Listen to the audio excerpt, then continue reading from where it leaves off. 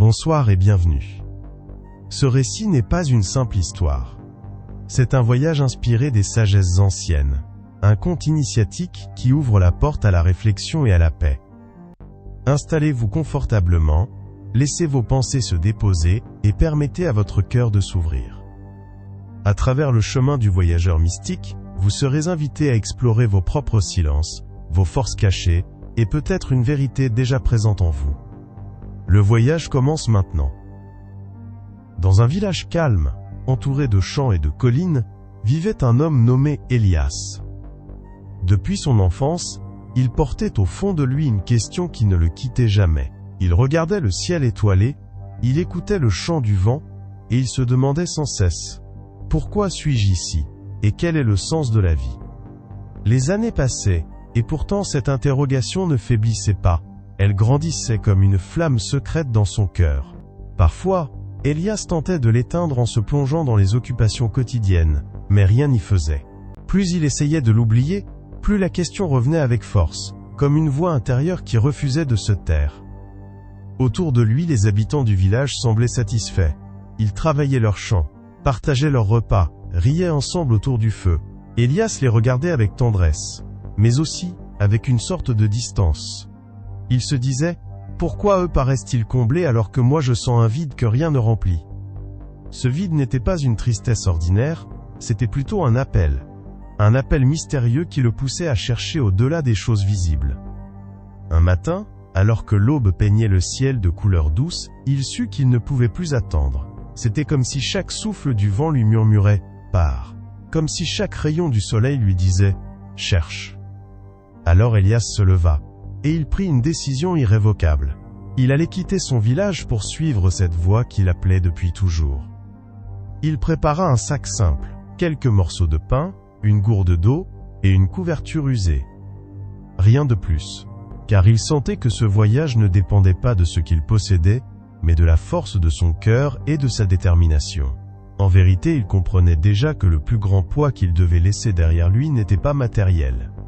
C'était le poids de ses certitudes, de ses habitudes, de ses peurs. Quand il franchit la dernière maison du village, son cœur battait plus fort que jamais.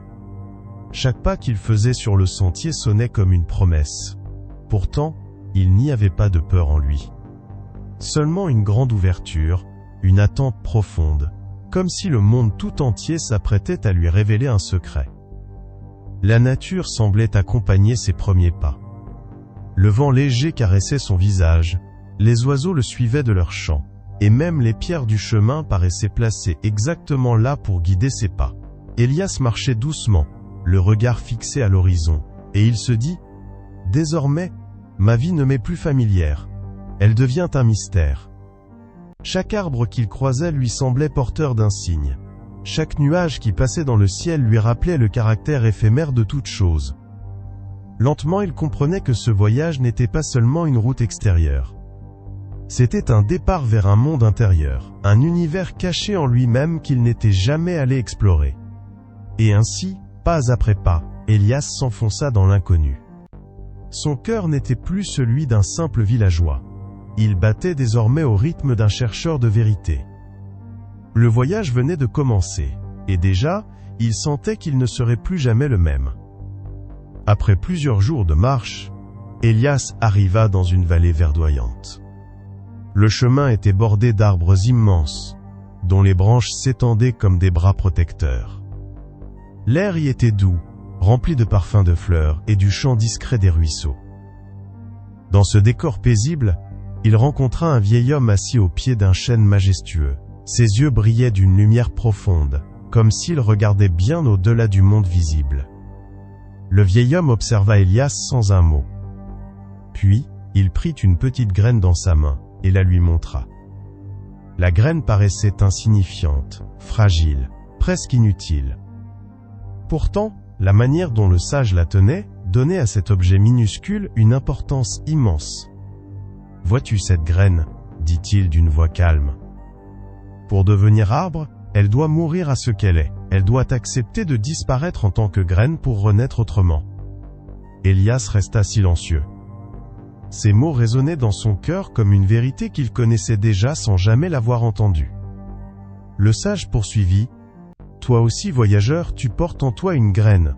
Mais tant que tu restes attaché à ton ancien toi, elle ne peut germer. Il te faudra laisser derrière toi les illusions, les habitudes, les peurs qui te retiennent. Mourir à ce que tu crois être, pour renaître à ce que tu es vraiment. Le vieil homme planta la graine dans la terre, puis recouvrit le sol de ses mains ridées.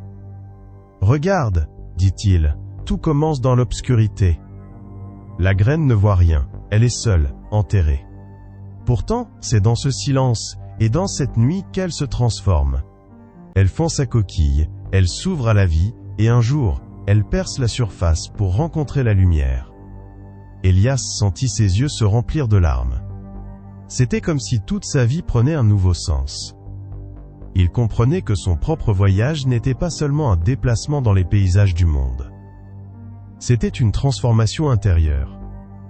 Pour découvrir la vérité, il devrait accepter de laisser mourir une partie de lui-même. Le sage reposa ses mains sur ses genoux et sourit. « Souviens-toi, voyageur, celui qui veut la lumière doit accepter de traverser la nuit.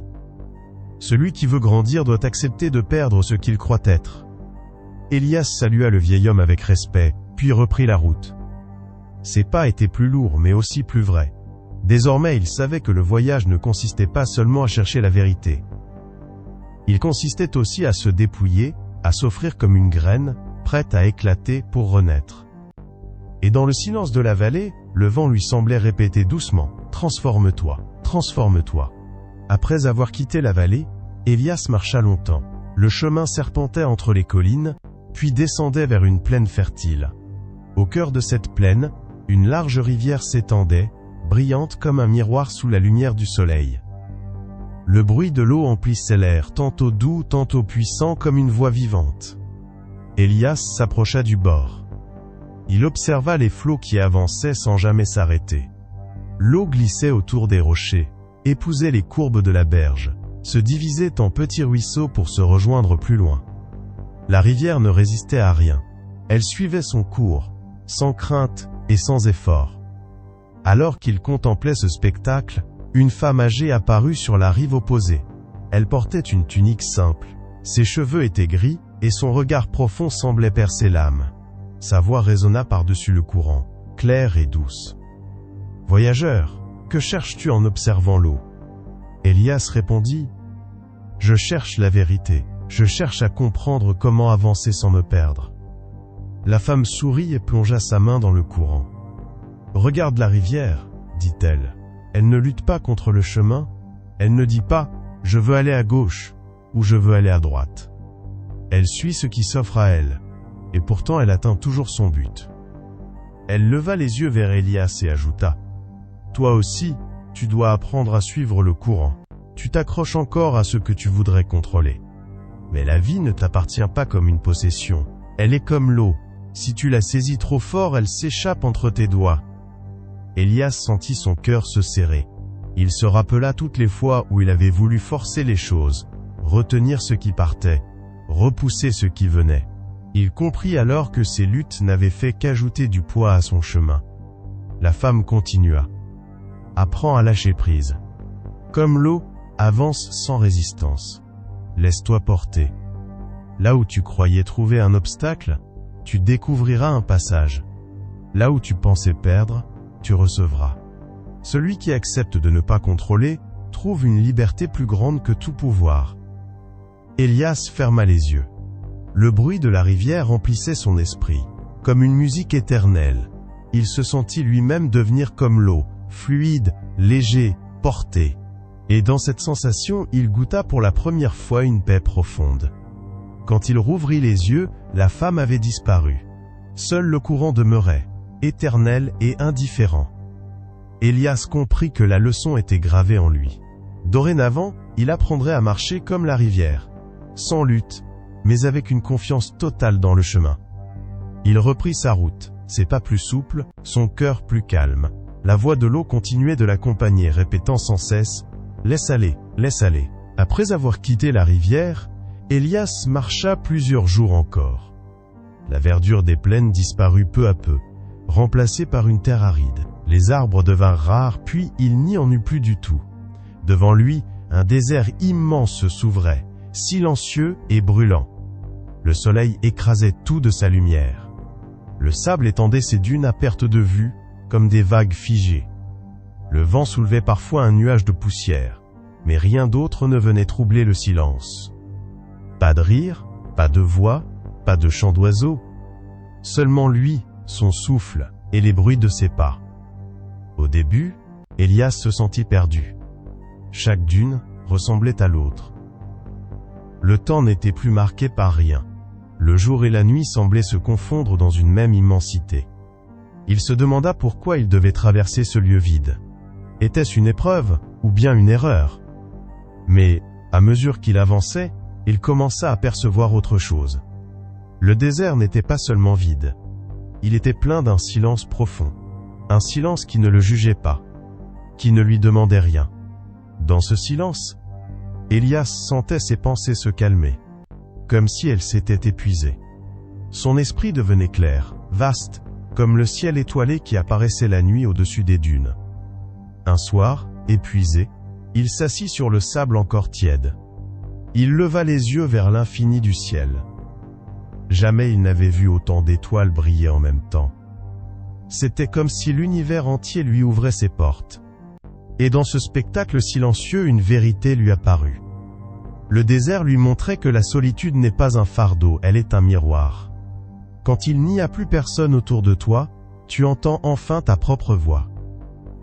Quand il n'y a plus de bruit extérieur, tu découvres le chant intérieur. Élias ferma les yeux. Dans ce silence, il entendit battre son cœur. Il écouta son souffle. Et plus il écoutait, plus il se sentait relié à quelque chose de plus grand. Comme si le désert n'était pas vide, mais rempli d'une présence invisible. Il comprit alors que parfois, pour trouver la vérité, il faut accepter de marcher seul, de se dépouiller de toute compagnie, de tout appui, pour rencontrer la profondeur qui se cache en soi.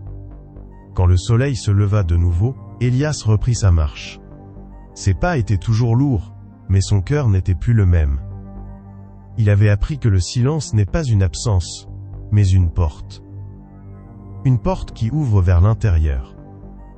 Et tandis qu'il avançait entre les dunes dorées, il entendait encore la voix muette du désert lui répéter « Écoute, écoute ». Après de longues journées dans le désert, Élias finit par atteindre une terre rocailleuse. Le sable laissait place à des pierres rouges, chauffées par le soleil. L'air était lourd, presque étouffant. En approchant d'une clairière, il aperçut un grand cercle de flammes qui dansaient comme des esprits vivants. Les flammes crépitaient, projetant leur lueur sur les rochers. Élias sentait la chaleur brûler sa peau, mais il ne pouvait détacher son regard de ce feu. Il y avait quelque chose de fascinant, à la fois effrayant et attirant. Comme si ce feu n'était pas seulement un élément de la nature, mais une épreuve dressée sur sa route. Une voix s'éleva au milieu du brasier. Grave et profonde, elle semblait sortir du cœur des flammes elles-mêmes. « Voyageur, tu es arrivé à la porte de tes peurs. Ici, rien ne peut passer sauf ce qui est vrai. Si tu veux continuer, tu dois traverser le feu. » Élias sentit son souffle se couper. Son esprit se remplit d'images. Ses échecs passés, ses regrets, ses colères, ses blessures. Tout ce qu'il avait toujours voulu cacher, se mit à tourner autour de lui, comme des ombres menaçantes. Plus il regardait les flammes, plus il comprenait que ce feu n'était pas là pour détruire le monde extérieur. Il était là pour brûler ses illusions. Il tomba à genoux, tremblant. « Et si je me perds, dit-il, et si je ne ressors jamais de ce feu ?» La voix répondit. « Celui qui veut renaître doit accepter de brûler. La peur n'est qu'un voile. Traverse, et tu verras qu'il n'y avait rien à craindre. » Alors Élias se releva. Son cœur battait fort, mais une force nouvelle le poussait en avant. Il fit un premier pas dans le cercle de flammes. La chaleur semblait insupportable, mais il sentit en même temps quelque chose se libérer en lui. Chaque pas était une délivrance. Ses colères brûlaient. Ses regrets se consumaient. Ses illusions disparaissaient. Quand il sortit de l'autre côté, son corps était couvert de sueur, mais son esprit était clair comme jamais. Le feu n'avait rien détruit en lui. Il avait au contraire révélé ce qui était pur, ce qui ne pouvait pas être consumé. Élias leva les yeux vers le ciel nocturne qui s'ouvrait au-dessus de lui. Il respira profondément, comme s'il goûtait à un souffle nouveau. Le feu avait laissé derrière lui des cendres, mais aussi une lumière intérieure. Il comprit alors que la peur n'est qu'une illusion qui s'évanouit dès qu'on l'oscille. Et dans le silence de la nuit, il entendit encore le feu murmurer. Brûle ce qui t'enchaîne. Garde ce qui est vrai. Élias quitta la terre brûlante du feu et marcha encore de longues heures. La nuit tomba, et il suivit un sentier étroit qui serpentait entre des rochers sombres. Au bout du chemin, il découvrit une grotte. À son entrée brillait une lumière étrange, douce et argentée, comme si la lune elle-même s'y reflétait. Poussé par une force silencieuse, Élias entra. Au centre de la grotte, il vit un grand miroir posé contre la paroi. Ce miroir n'était pas fait de verre ordinaire. Sa surface luisait d'une clarté limpide, presque vivante. Quand Élias s'approcha, il découvrit son propre reflet. Mais ce qu'il vit ne ressemblait pas à l'image habituelle. Le miroir lui montrait ses visages multiples. Parfois il apparaissait jeune et confiant, parfois vieux et fatigué. Par moments, il voyait un étranger plein de colère. D'autres fois, un homme paisible et lumineux. Chaque reflet semblait être une partie de lui-même, cachée ou oubliée. Une voix résonna dans la grotte, claire et pénétrante.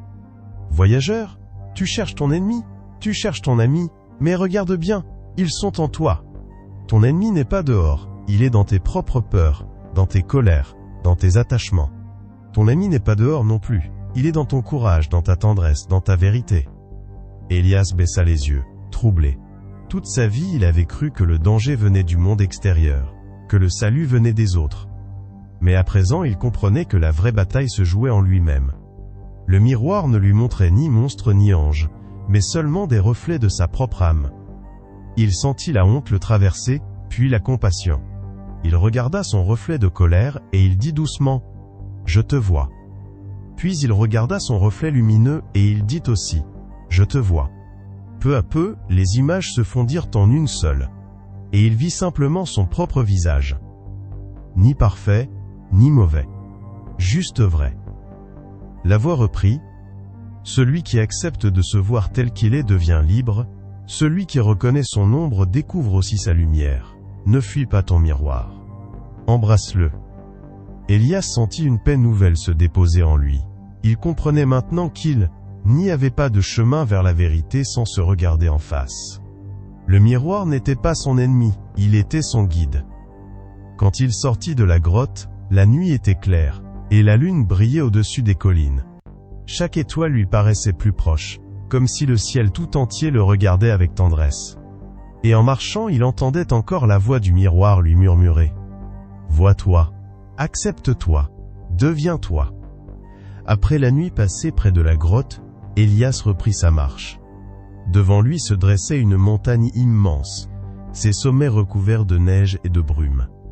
Rien qu'en la regardant, Élias sentit son cœur battre plus vite. Il comprit qu'il était arrivé à l'épreuve la plus haute, le sommet qui représentait la rencontre ultime avec la vérité. Le chemin vers la cime était rude. Les pentes étaient raides, les pierres glissaient sous ses pieds, et l'air devenait de plus en plus mince. Chaque pas demandait un effort immense, comme si la montagne voulait tester sa détermination. Mais Élias continuait, car au fond de lui il savait que ce sommet n'était pas seulement une pierre dressée vers le ciel, c'était une porte. À mesure qu'il montait, le paysage changeait. Les bruits du monde s'éloignaient, remplacés par un silence profond. Le vent sifflait parfois, mais même ce souffle semblait sacré, comme une voix ancienne qui lui disait « Avance. Avance encore. » Après de longues heures, épuisé, Élias atteignit enfin le sommet. Devant lui s'ouvrait un horizon sans limite. Les vallées, les rivières, les déserts, tout ce qu'il avait traversé se dessinait en bas, comme une immense fresque. Au-dessus de lui, le ciel semblait plus proche, éclatant, infini. Alors quelque chose se produisit. Élias sentit son cœur s'ouvrir comme jamais auparavant. Tout ce qu'il voyait, chaque pierre, chaque nuage, chaque étoile, semblaient reliés. Il comprit dans un éclair que rien n'était séparé.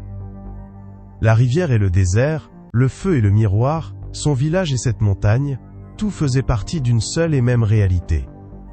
Ses yeux se remplirent de larmes. Il se souvenait de sa question d'enfant, « Pourquoi suis-je ici ?» Et maintenant il comprenait. Il était ici pour être ce souffle unique, qui fait partie de la grande respiration du monde.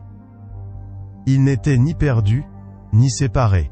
Il était relié à tout, à chaque être, à chaque instant. Le vent se leva doucement, caressant son visage comme une bénédiction. Elias sourit. Il ne cherchait plus la vérité dehors. Il la vivait, là, dans son propre cœur. La montagne ne lui avait pas seulement offert une vue, elle lui avait offert la vision de l'unité de toute chose. Il resta longtemps assis là, en silence, respirant lentement, laissant cette révélation s'imprimer en lui comme une lumière éternelle. Puis, quand le soleil commença à descendre, il se leva. Son corps était fatigué, mais son âme était légère. Et alors qu'il amorçait la descente, il entendit encore la voix muette de la montagne lui souffler. « Tu es un avec tout. » Après avoir reçu la vision au sommet de la montagne, Elias commença la descente. Ses pas étaient lents, mais son cœur était léger. Chaque pierre, chaque souffle de vent, chaque rayon de soleil, semblait porteur d'une signification nouvelle. Ce qu'il voyait autour de lui n'était plus séparé. Tout était lié, et lui aussi faisait partie de ce lien invisible. En redescendant, il repassa par les paysages qu'il avait traversés. La grotte, où le miroir lui avait montré son âme. Le désert, où le silence lui avait révélé la profondeur intérieure. La rivière, qui lui avait appris le lâcher-prise. Le feu, qui avait brûlé ses illusions. Chaque lieu n'était plus seulement un souvenir. C'était devenu une part de lui-même, une force gravée dans son être. Quand il arriva au seuil de son village, le soir tombait. Les maisons, les champs, les visages familiers lui semblaient à la fois les mêmes, et totalement différents. Car lui, il n'était plus le même. Les habitants vinrent à sa rencontre. Certains lui demandèrent « Qu'as-tu trouvé ?» D'autres dirent « As-tu enfin vu la vérité ?» Elias les regarda avec douceur. Il comprit qu'il n'y avait pas de mots capables de décrire ce qu'il avait découvert. Alors il dit simplement « La vérité n'était pas au bout du chemin. Elle était en moi depuis le début. Le voyage m'a seulement appris à la voir. » Les villageois restèrent silencieux. Certains ne comprenaient pas, d'autres souriaient. Mais tous sentaient que quelque chose avait changé dans ses yeux, dans sa voix, dans sa présence. Cette nuit-là, Elias s'assit devant sa maison. Il leva les yeux vers le ciel étoilé, le même ciel qu'il avait contemplé autrefois, quand la question le hantait. Mais cette fois, il ne demandait plus. Pourquoi suis-je ici ? Car il savait que chaque étoile, chaque souffle, chaque instant avait déjà sa place dans l'unité. Le vent passa doucement entre les arbres, et Elias sourit. Il comprenait maintenant que le voyage extérieur n'était qu'un reflet du voyage intérieur. Ce qu'il cherchait au loin n'était qu'un rappel de ce qui vivait déjà dans son cœur. Et ainsi, sans bruit, sans gloire, mais avec une paix profonde, Elias comprit qu'il était arrivé, non pas au bout du chemin mais au commencement d'une vie nouvelle. Car le vrai voyage n'est pas de chercher au-delà des montagnes. Le vrai voyage est de rentrer chez soi, transformé, et de voir avec des yeux neufs ce qui a toujours été là. Ainsi se termine ce voyage spirituel. Mais en vérité, le chemin ne s'arrête jamais. Chaque instant de votre vie peut devenir une étape, chaque rencontre une leçon, chaque souffle une révélation. Gardez en vous cette lumière silencieuse, et laissez-la vous accompagner là où vos pas vous mèneront. Bonne nuit, et que la paix soit avec vous.